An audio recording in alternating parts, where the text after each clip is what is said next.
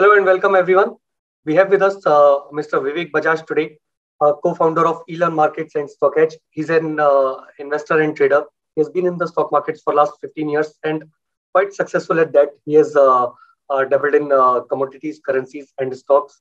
His videos on Elon Markets have educated people a lot on how to make money from capital markets. Let's get this conversation going. Vivek Bajaj, thank you very much for being with us. Thank you so much, Shalin, to have me here, and I hope it will going to be good, lovely, knowledgeable interaction with you. Thank you.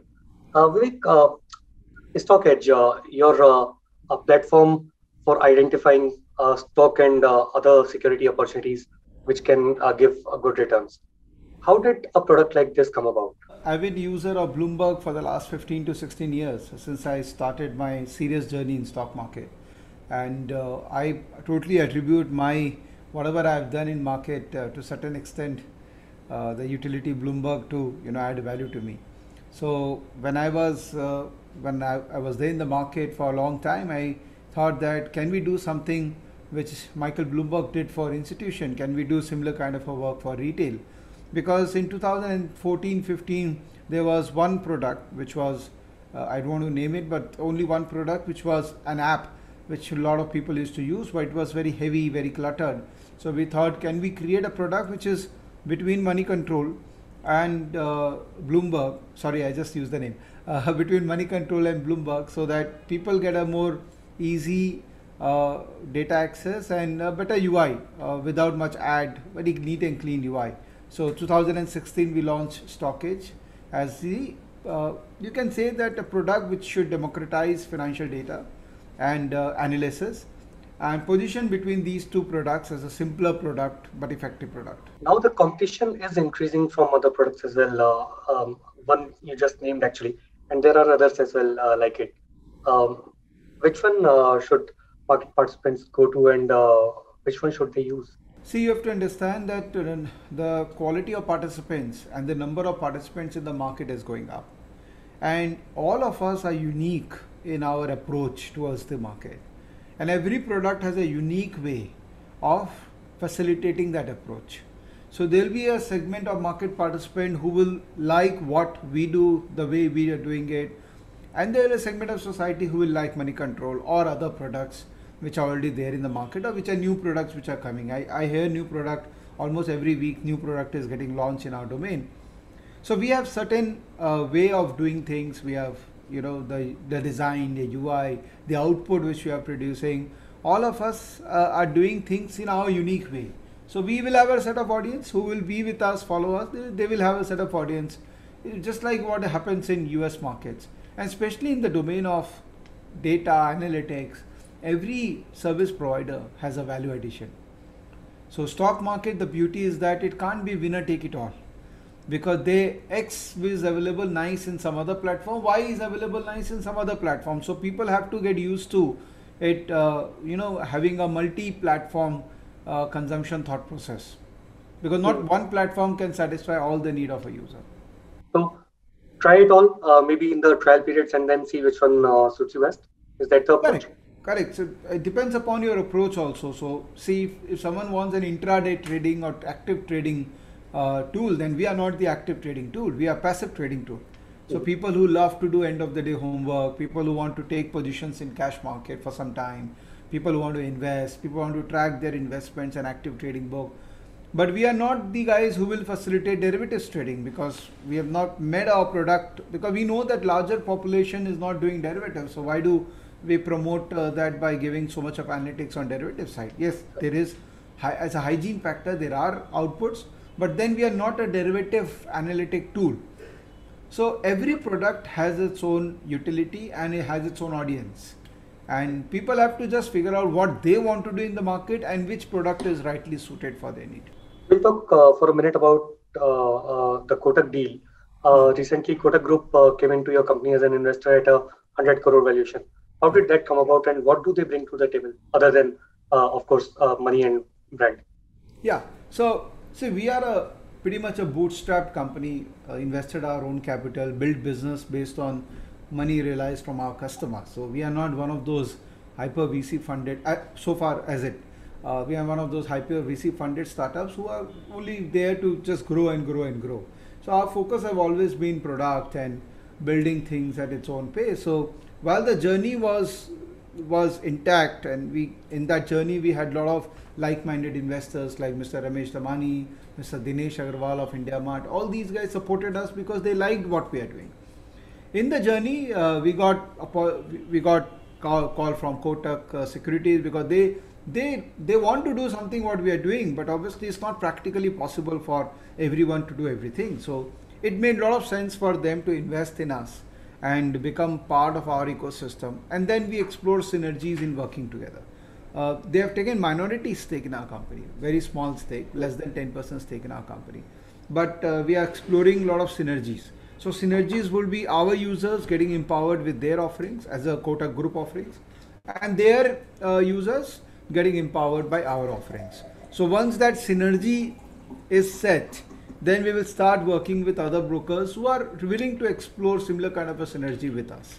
So Kotak is more of a financial investor who is also exploring synergy with us. So it's not a binding relationship, but yes, it's a good to go relationship to start the broader relationship. By synergies, if I understand it correctly, do you mean that going forward there is a vision to offer each other's products on each other's platform? Absolutely. We'll move to e-learn markets. There is a significant effort of yours that goes into e-learn markets.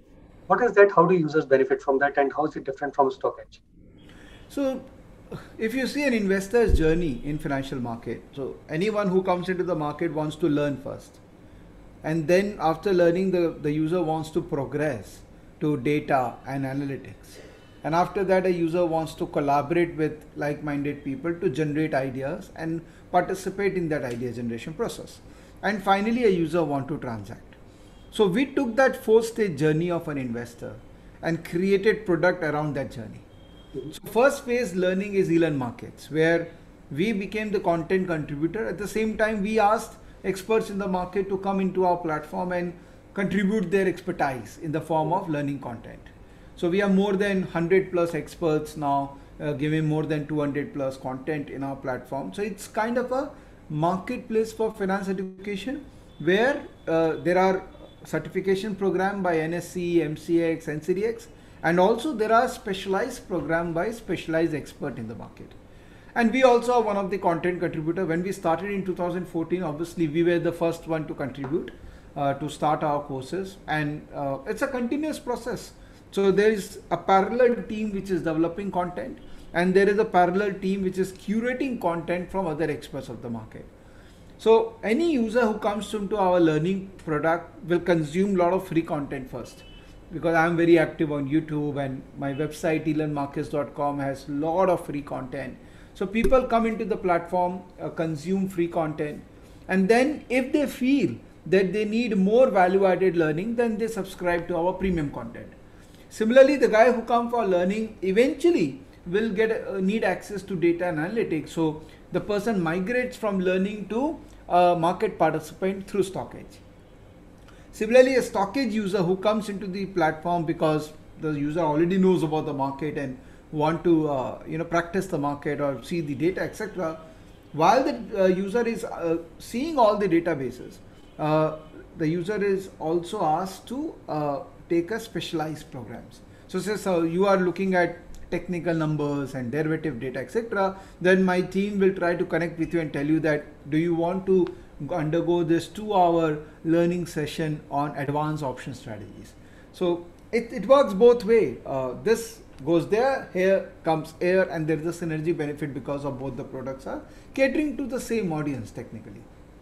What about the last leg? Do you want to be a broker as well in the near future? So I always had this option of becoming a broker. In fact, at times I feel that maybe I should have gone into broking business 2-3 years ago.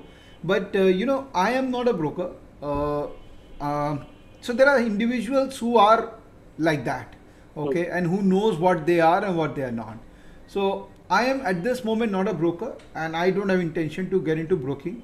I'm okay as a value added service provider who is building a parallel ecosystem just like a brokers are building their ecosystem, I am building a parallel ecosystem. So it's like that track of the train where one is the broker and other is people like us who are building that parallel ecosystem, because both are important for the train to have a smooth journey.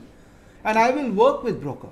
So I will start my working with Kotak to start off with, and then I will work with the entire industry, because I know that there are so many brokers and broking is anyways now getting commoditized, and there is not much value addition you can give, because ultimately everything will submerge into technology. So whoever will have the fastest and the best technology will emerge as a winner. And I believe that I am very good in non-technology domain. I'm okay with technology because I've built technology products as well. But the kind of core competency I have in non-technology aspects, which is value added, is far, far superior than on the technology, because I'm a chartered accountant. I'm not a techie. Yes. I have team of techies. I have 50 people tech team, and we are working very hard on good technology as well. But my whole assumption here is that let the industry be made by brokers, and we will be on top of that layer to add value added services to the customers. Let's talk about investors. Last couple of years, last 1.5 years specifically, after the pandemic hit, we have seen a lot of interest from the new participants in the market. Demat accounts opened in the last 1.5 years. There have never been so many Demat accounts in India, historically at a new high. And the feedback that I'm getting from a lot of market segments is that a lot of people are coming into options trading. If you can map that investor's journey, how should an investor who's just entering into the market or who's just entered into market, how should they go about their business? So, investor who have just come into the market, obviously options is not the most preferred choice at this moment. So whoever has come into the market should first focus on cash market for some time. And when we talk about cash market, not necessarily investing, it could be trading also, but trading in cash market is the desirable thing to start off with. Maybe for a period of 6 months to 1 year, just to get hang of the thing, just to understand things. And then afterwards, once you are confident enough to commit more capital, because with options, you can't trade options with only 50,000 rupees, very honestly. Sure. I mean, there are many, I've heard so many YouTubers saying that with 10,000 rupees you can trade in options and make a lot of money. It's not possible, because it is like you are buying a lottery ticket by these 10,000 rupees by making a vicious assumption that you will get the final reward, which doesn't happen, because options is a very sophisticated instrument. So if you really have to make significant money, maybe 4 to 5% a month, then you need to have that kind of a capital base. So if you don't have a capital base of at least 2.5 to 3 lakhs, at least, then obviously option is not something which you should explore. With 50,000 rupees, anyways, in absolute terms, you will not get much money. So no point in putting your energy there.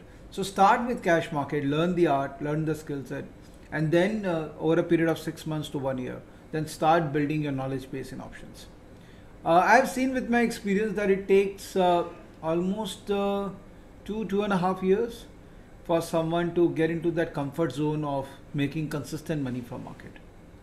In cash market, how does one start? Okay, once you've opened an account with the broker, how do you go about it? How do you find the opportunities? You know, the best way to do is when we start, there are a lot of unknowns. And the biggest fear of all of us have in our life is when there are a lot of unknowns. For example, suppose there is a dark pathway in the front, there is no light, we'll be very scared, right? But the moment there is one light and you can see up to that distance that yes, there is nothing there, you feel more relaxed, more comfortable. So the feeling of unknowns can only disappear once you start getting into the system. Now, getting into the system cannot be with so many things, right? I mean, there are 5,000 stocks, there are 2,000 active stocks, there is so many media platform, there are YouTube, there are WhatsApp, there are Telegram, so much. So it's overwhelming. And if you try to use all the available resources to you, I think you will land up getting FOMO. That, oh my God, so much is happening and I'm not doing much. Obviously, you're a starter of the market, you will not do much. But because things are happening anyways in the market, you will start feeling dejected, or a bit of FOMO that, oh my God, so Yes. much is happening, I've not participated. So the best way to start is focus.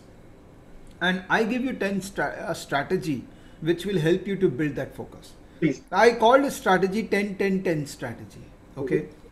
10 strategy means that we have to start with one stock every month. Only one stock. Day in and day out. In fact, your subconscious mind also should only think about that stock. It could be a stock or an instrument, could be gold, Nifty, Bank Nifty, whatever. For a month, right now, say for example, it's October and you start from November. So November only one stock. Okay, learn the fundamentals, learn the technicals, learn all the aspects related to that stock, learn the price action, what is happening, see the price all the time. Imagine for 25 days, if you are just looking at one thing for 8 hours a day, you will get that such a strong comfort with that person, right? Imagine, Shalin, if I am talking to you every day for 2 hours for 25 days, I how would love much that. strong bonding we will develop, isn't it? Yeah. So that is with stock only. You have to develop friendship with that stock. So that after a point of time, that stock will tell you that, hey buddy, I'm going out. Would you like to buy me? So that will only happen if you spend time. Friendships, good friendships don't happen just by as a Facebook friend. All these stocks can be your tracking list as a Facebook friend, but we know that those are the 10 friends whom you can call in the night and seek for help, right? So start with one in November, add one more in December, add one more in January. So you have 10 friends after 10 months and only trade them for another period of 10 months. And make sure that you don't lose more than 10% capital a month. The moment you lose, say you allocated a lakh of rupee and you lost 10,000 rupees that month, if you are a trader, stop trading. So say you lost money on 5th of the month. So you have 25 days and you have stopped trading. You have 25 days to introspect, to think, to learn, to unlearn. And then you will be curiously waiting for 1st of the month. कि अरे मेरा वो fast खत्म हो रहा है trading का तो मैं फर्स्ट से वापस से चालू करूँगा. So that this whole process brings in so much of discipline and build up of temperament that after a period of that 22 months, you will be a very different personality. But this is easy to said than done. This is, out of a lakh people, probably one person will do, and that's why that person will emerge as a winner. How to pick that one stock in the beginning? So the best way to pick that one stock is around your circle of competence. It could be a product which you have been using. Say for example, you consistently use a medicine and you like that medicine, or you are bound to use that medicine. No one likes medicine, but you're bound to use that medicine. Manufacturer of that medicine, or any company which you feel you love the product of that company, or you probably are working in that company, or your family is working, someone is working in that company. It could be anything. Typically, the top Nifty is a good way to start with that, because there is adequate news flow as well. There's adequate information as well. So would you advise people to go for? No, never, because news. See, if you allow me, I want to be very candid that. Please. Yeah, largely, not. There are exceptions, obviously, but largely, if you see, newses are TRP oriented, right? It is meant to be put in that manner so that more and more people see that news, because ultimately then only advertisement revenue will come, then only that kind of a. So news driven stocks are something which will not lead to long term wealth creation. The stocks where you make a lot of money are the most boring stocks where no one is talking about them. Okay, next question. You said let's put a cap of 10% on the monthly loss. So let's say I picked up a stock, I bought it, I am watching the price movement, I lose 10%, I stop trading. By stop trading, do you mean I should exit the stock, or should I just stop trading that? No, you obviously, because you lost 10% of your capital, which was your stop loss, so you obviously exit all your positions. Okay. And you start again. Okay, next one. This is more valid for people who have just started. And I don't want people that first month they burn 20, 25%, 30% of their capital. So the moment you have this 10,000 as your stop loss limit, Hmm. Every trade you will not bet heavy. Otherwise, the propensity to go aggressive in the market from day one is very high. Thanks to the FOMO. Yes, yes. Uh, People are opening a lot of accounts with discount brokerage firms. Yeah. Uh, what are the things to consider on that front? What is it that you get with discount brokers? Well, discount brokers offer you a reasonable cost because of economies of scale, a good platform, and they are basically meant for people who are DIY, who are okay with doing things on their own. Whereas people who need some kind of a support in terms of knowledge, in terms of technology, in terms of branch network, etc., then for them traditional broker has to be looked on. But I think it's a no-brainer. Right now, a lot of people are opening an account in discount broking firms because they find more value there, because the cost of transaction is low and the technology support is far better than the traditional brokers. But anything specific that people must watch out for, because um, uh, obviously there are no free lunches. So if we are getting everything for free, then why would anyone opt for full service brokers then? So full service broker has an advantage of giving you a faster support, better support, especially when there is contingencies in the market. For example, when systems are down. For example, when you need someone to call and talk. A discount broker will never have those kind of an infrastructure because they have huge scale. So you will not get response in discount broker if anything goes wrong. And in stock market, anything can go wrong. So people who are conservative, who need a kind of hand-holding support and a call to action, they typically remain with traditional broker, because these days the cost difference between discount broker and traditional broker is not much. Earlier it used to be huge, but now even the traditional brokers have come down and their cost is quite reasonable these days. Sure, sure, sure. You said that discount brokers are mostly for people who are DIY investors or Yeah, traders. yeah, yeah. But by definition, doesn't it mean that DIY traders are usually the ones who have been in the markets for some time? But here we are seeing something opposite. People who are coming new into the markets think that they can do it themselves Yeah. and are opening more and more with discount brokers. So it's a great thought. It's a dichotomy right now that that new investors who are DIY investors, where stock market cannot be DIY. See what is happening. The e-commerce mentality, which has evolved in last 10 years. You see, in financial market also, the new brokers who are coming in, they are typically from e-commerce background. So they have been able to entice the new set of audience into the ecosystem by showing them the power of low cost. But they don't realize that ultimately low cost will not lead to wealth creation, because the cost is so marginal. The real wealth creation will come when people will know how to create wealth. Their traditional brokers had an edge because they had the research team, they had idea generation machine, which obviously has value. No one can deny the value. So traditional brokers used to charge brokerage to recover the cost of value addition. Now what is happening with discount brokers only facilitating the transaction, the value addition responsibility has come to people like us.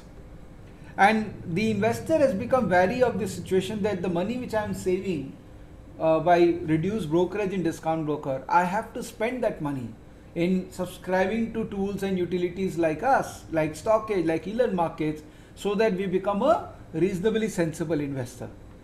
So discount broker is just a breaking of full service services. Discount broker has taken the transaction piece and research has been taken over by people like us. This brings me to the cost part actually.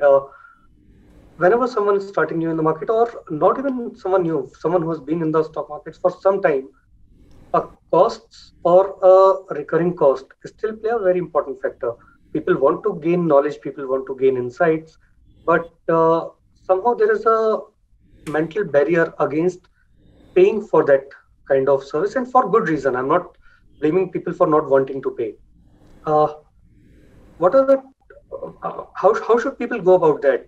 When should they find out that okay, fine, now I am actually at a point where I have to actually spend some money to continue making money. Sure. So, YouTube is the biggest source of entertainment, right? So, if you want to seek online entertainment, you could just see YouTube free videos and no one stops you to seek entertainment. But then people are still subscribing to Netflix, people are still subscribing to Hotstar because they know that a certain category of value addition will only come from those platforms because of the ethos which those platforms have created around them. So I think India is at the thrust of the transition where Indian consumer, especially the credit card consumers of India, they have realized the value of value added services. And people won't mind subscribing to service which facilitate value. Now the platform like us, we will have to make sure that we have to show that value to the customer, that if you are paying us 3,000 rupees a year, which is the subscription cost of Stockage, if you are paying us 3,000 rupees a year, you are making at least 30,000 rupees by using the features of Stockage, right?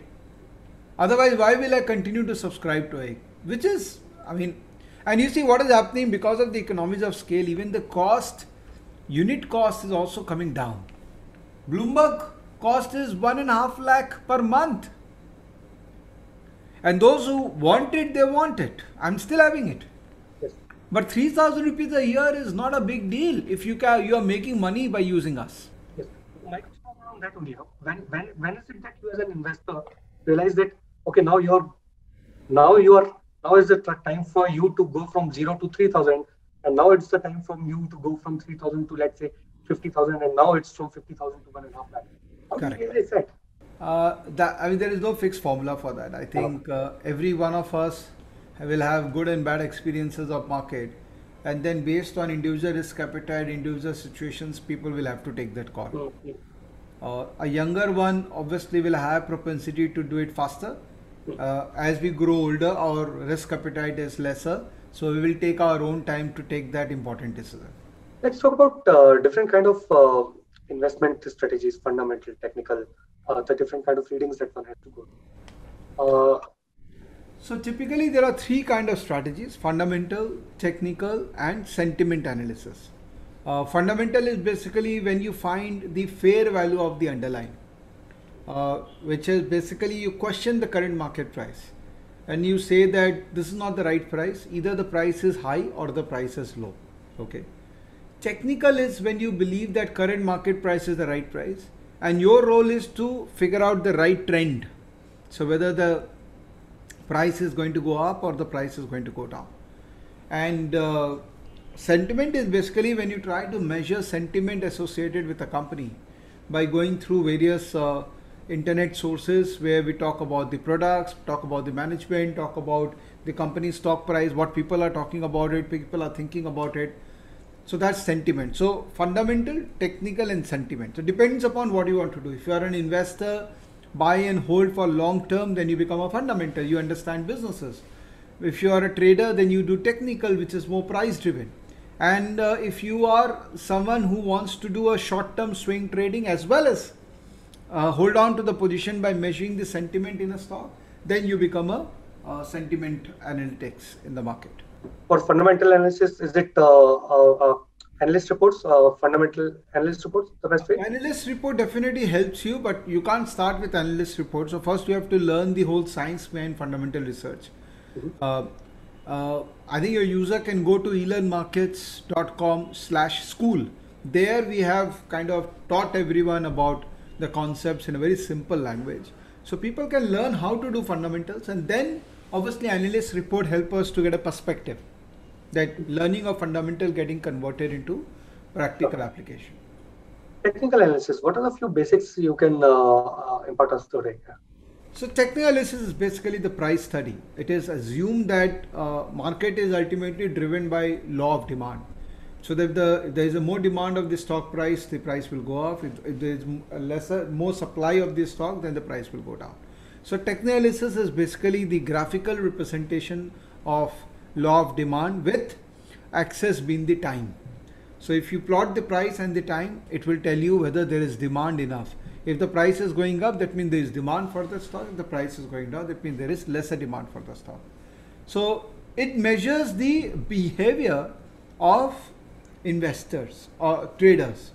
And technical is the beauty of technical is that it could be plotted as a short-term technicals or it could be plotted as a long-term technical. Short-term technical can be as low as probably every minute technical analysis, and long-term could be a monthly chart or a yearly chart, and you want to see a longer horizon, longer trend of a stock. I've actually done a recording in my YouTube channel called Learn to Trade, where I've explained technical analysis in a very simple language. So anyone who's interested in learning technicals free of cost can go to my YouTube channel, youtube.com/Vivek Bajaj. There you'll be able to get the complete understanding of technicals. Would you be willing to share some of the basics here today? If you could share your screen. Sure. So this is chart of a company called KPIT Technologies. So let me just change the company as well. So let's talk about, say, Reliance. So Reliance Industries. This is a software called TradingView, which has charting. It's one of the most famous softwares globally right now. This is a daily chart which defines the daily stock price movement of the stock. Okay. If I convert this into a monthly chart, what do you see? You see that the stock which was trading in 1995 at around 30 rupees, the stock over a period of time, yes, it has given falls, but the stock over a period of time has grown as the business of the company has grown, right? So if I have to ask you, looking at this chart, what will you do? You will obviously buy Reliance because you can clearly see the trend that the stock is in uptrend. It is going up on a consistent basis, right? Now, if I want to convert this monthly chart into a weekly chart talks about every 7 days action. Plotted, so at end of the week, the closing price is plotted. So this is the weekly trend of Reliance, which is again positive. A short blip was here, but now it is trying to recover from that blip. Always remember that a stock which goes up will come down, but the velocity of the fall after it has gone up will be lesser than the velocity of the rise if the stock is in uptrend. If the stock is in downtrend, velocity of the fall will be higher than the velocity of the rise, right? So you see it is going up, correcting, but still on the uptrend. Uptrend means this low and this low is higher than this low. So higher lows and higher highs defines the uptrend and vice versa. You see what is happening to this stock? This high, this high, this high. So you see it is making higher highs on the continuous basis. That means the stock is in uptrend. But when it goes below the previous low, so this is the previous low. If the stock trades below the previous low, then it is the matter of concern. So this is weekly chart. Now let's convert this chart into now a 15-minute chart. That means the price showing on an every 15-minute basis. The moment I convert this into 15-minute chart, see what has happened. The trend has become negative trend. That means the highs are now lower highs and lower lows. So basically the point is that depending upon what is your tenure of trading, you adjust the chart duration and you take a call in that stock. Whether you want to trade for shorter duration, whether you want to trade for a longer duration, that will define your participation in the market. So this is technical and this is basic technical, okay? Then obviously technical, there are advanced level technicals and lot of studies behind technical. There are indicators, etc., the detail of which has been explained in my YouTube channel. But I hope you understood that this is basically the price behavior analysis which is helping us to understand technical. Whereas fundamental is slightly different. Fundamental is, this is the stock edge. You go to any stock, say, let's go to Naukri.com info edge. So when you're looking at fundamental, you are looking at what is the price, market cap, EPS, price earning ratio, industry PE. You're looking at the results of the company, how the company is faring over a period of time. You are looking at the ratios, return on equity, return on capital employed, growth ratios, solvency ratios. Typically, valuation oriented discussions which we have learned in our academics, balance sheet, profit and loss account. So as a fundamental analyst, one tries to predict the fair value of a stock by using fundamental ratios. This is slightly complicated than technical. Technical is more straightforward, only single factor price which is driving your decision making, whereas fundamental will have lot of qualitative and quantitative variables. For example, management. How is the management? That decision can only come after you track the commentary of the management over a period of time. So for that, con calls done by the management on a quarterly basis, investor presentation given by the management. If you look at those for a period of 5 to 10 years, then only you are able to judge whether management is making sense or not in the market. Going back to the technical charts for a minute, where do volumes come into play in technical charts? So whenever there is significant price action and there is volume supporting the price action, that means it's a confirmation of the price action. So price went up, volume was not there. That's not desirable, because that means bigger guys were not there, smaller players were there. But if price went up and volume was also part of that process, then obviously the bigger guys have participated. The probability of then stock going up further is high because bigger guys have entered the system. Vivek, this was definitely helpful, and obviously, we would tell our viewers that these are only basics to just get you started. If you want to learn more, you have to go to appropriate channels and appropriate tools to do that. Uh, since you're here, we can't let you just go without sharing a few trades that can help people get started. What are charts telling you which stock or which security they should just buy now? Can you please repeat this? Your audio didn't. A few trades that can get people started. Uh, Charts are telling you something. Okay. So, I'm going to share one thought process with your viewers. I'm not going to share stocks. Let's see, while we discuss the thought process, we are able to get some stocks also. Let's see. If you look at market, there are four sectors, typically, four style of market participation. One, you are either participating in a value stock or a growth stock or a cyclical stock or a momentum stock. Value stock means stocks which has value embedded because of their business character, because of their balance sheet, because of the asset which they have, because of probably the future value unlocking which the company may see. I'll give you an example of a stock called ITC. Okay, this is just an example. Okay, I'm not asking you to buy, but just an example. So you see ITC as a company, obviously we know that it's a cigarette manufacturing company. Almost 50% revenue comes from cigarette, and then there are other elite products which. So I mean, cigarette is a degrowing sector, right? Government across the world, they don't want cigarette consumption to grow, so that's why it's a degrowing sector. But ITC has embedded value because of its assets, because of its subsidiaries, because of the other businesses which ITC is into. There is some value. So today the price earning multiple of ITC is 21.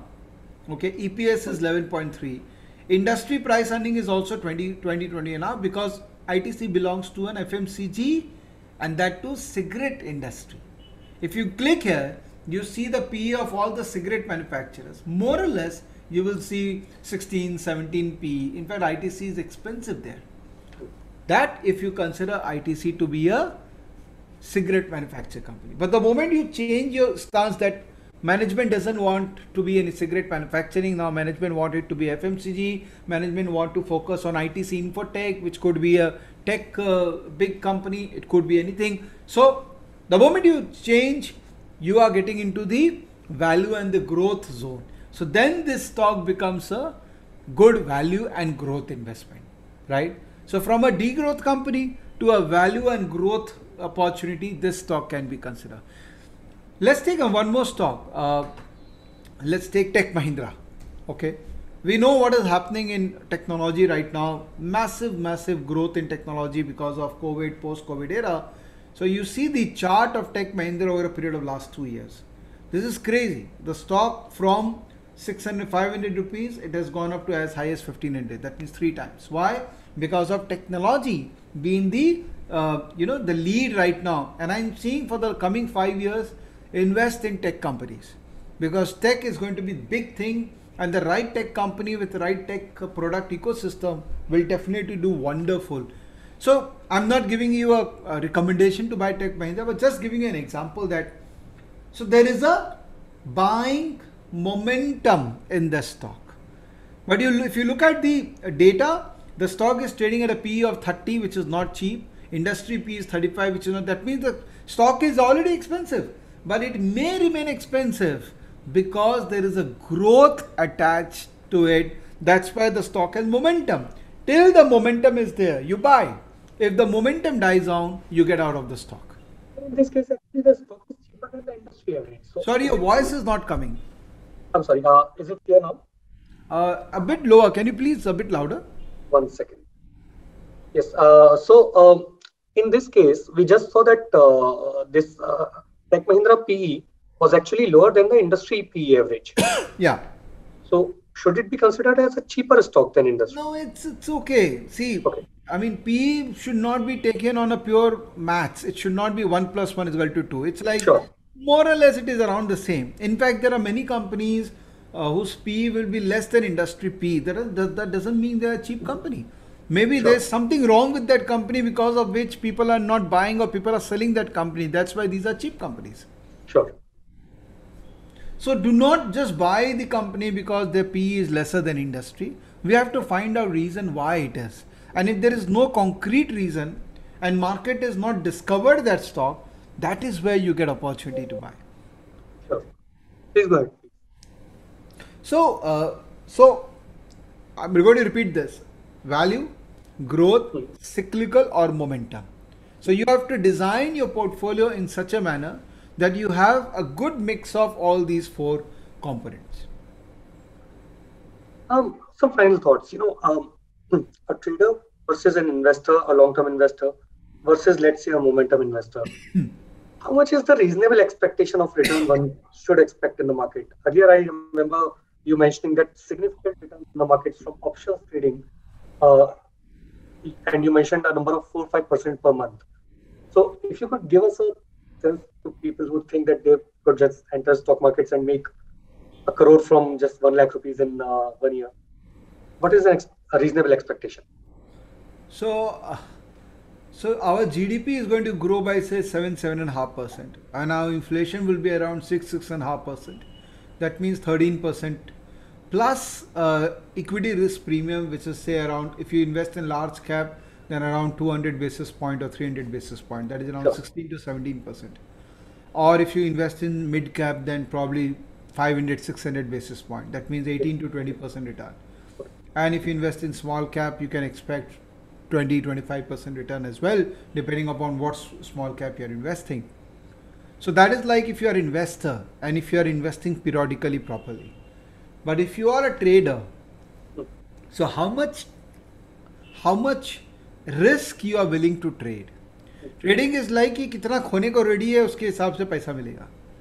If you say that I don't want to lose money, then obviously the market will not give you money. If you say that okay, I'm ready to lose 50,000 bucks, but I need X return, possible.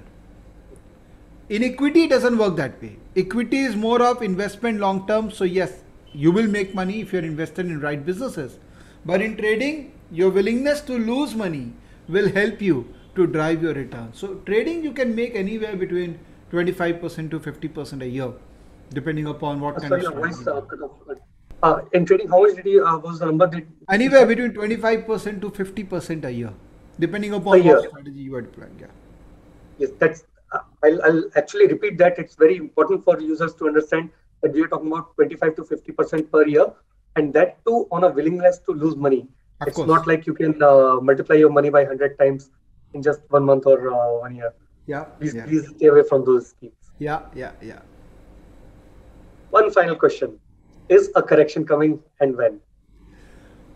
So to answer to this question is a question. What do you think is called correction? Can you define correction? Okay, I would flip again to you. How much actually? So 5% for me is not a correction. Sure. Correction means, okay, 5% for me is a correction. Let me just rephrase myself. Which is any time it is possible. It can come this week also. You don't know that. No one knows that. I mean, the momentum is obviously very strong that the chances of that correction coming immediately is lesser. But maybe early part of 2022, you can see some 5 to 7% of corrections in market.